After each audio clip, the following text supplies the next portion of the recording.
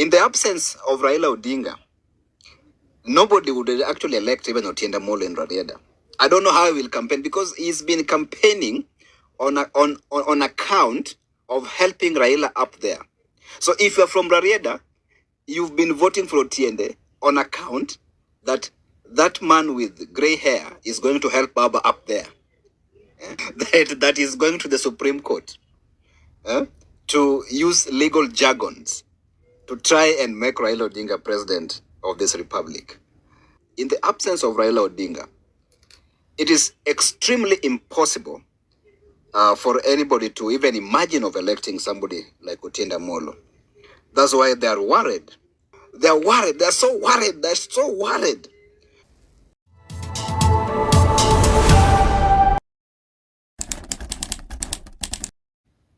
Ladies and gentlemen,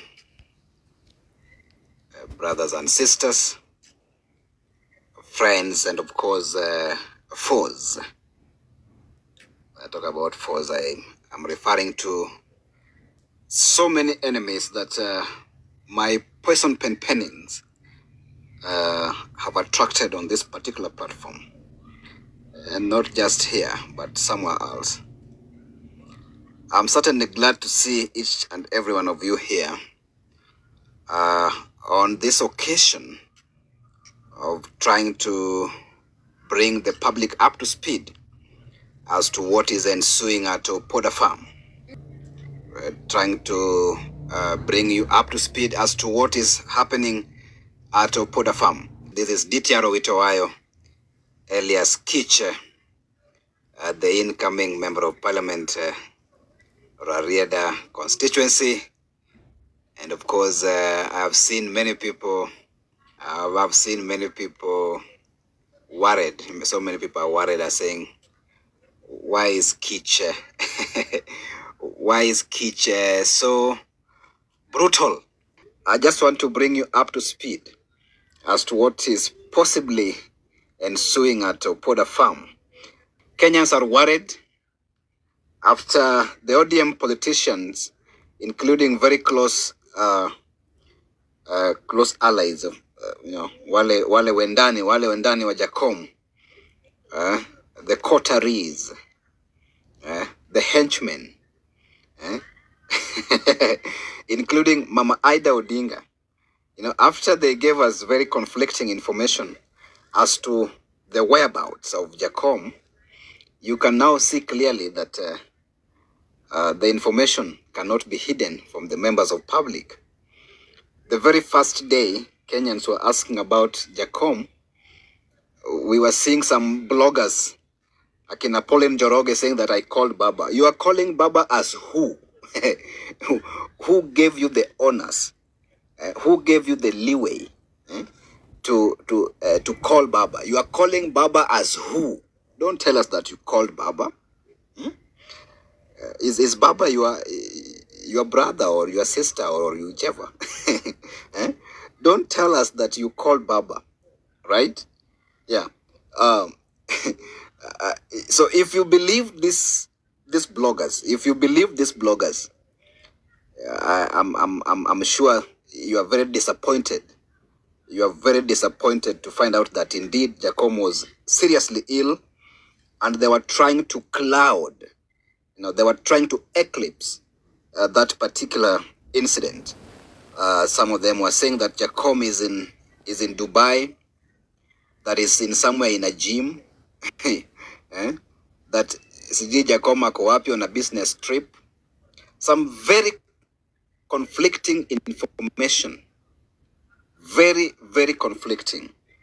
And so today, Dr. Buru, who goes around telling people that he's a youth leader at the age of 85, has confirmed to us today in no uncertain terms that Jacom was critically ill and that he is recuperating. He used the word recuperating. Is it recuperating or recuperating? That Jacom is doing well, that he has undergone some attention in India. When these politicians fall ill, when these senior politicians fall ill, You will never see them being taken to Jaramogi Odinga Teaching and Referral Hospital. You will never see them being taken to Kenyatta Hospital or even to Nairobi Hospital. Very few of them are treated locally. Most politicians are treated abroad. When Michael Kijana Wamalwa was taken ill, he was not treated at Nairobi Hospital. He was not treated at Kenyatta Hospital. Wamalwa was taken all the way to London. That is where he died. You remember? I think I was a very young boy at that time. But I believe that at the age of 80, Jacom is not somebody that akidedi saizi ati watu watahuzunika sana, no? I doubt whether there is any person mwenye atalia ati Jacom is not there. We are praying that Jacom gets well.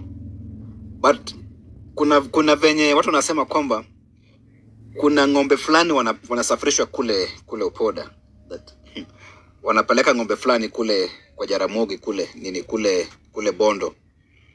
And when I talk about cows, I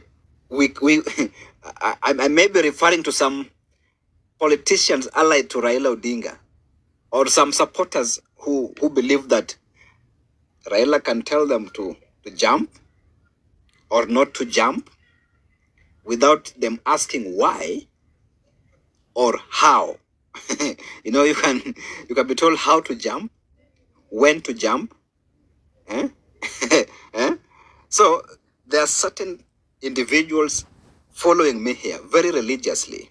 There are certain individuals following me here very religiously ambao wanajua kwamba baba ndiyo kusema.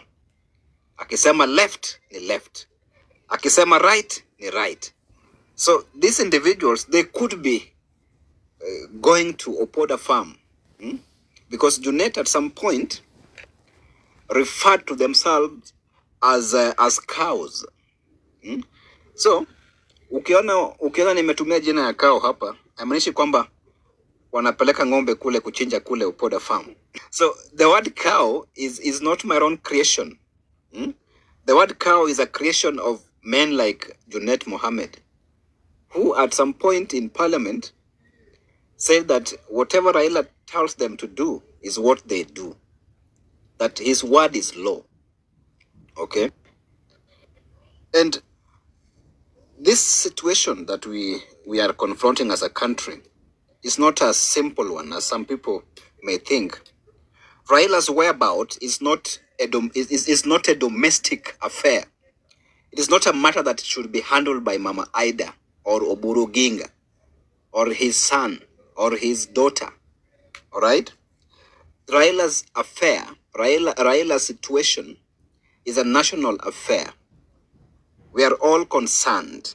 So the people of ODM, you know, the ODM fraternity, they're so worried because, especially the elected politicians, in the absence of Raila Odinga, nobody would actually elect even Otienda Molo in Rarieda. I don't know how he will campaign because he's been campaigning on account of helping Raila up there. So if you're from Rarieda, you've been voting for Otiende on account that that man with gray hair is going to help Baba up there. That is going to the Supreme Court to use legal jargons to try and make Raila Odinga president of this republic. In the absence of Raila Odinga, it is extremely impossible for anybody to even imagine of electing somebody like Otienda Molo. That's why they are worried. They are worried. They're so worried. They're so worried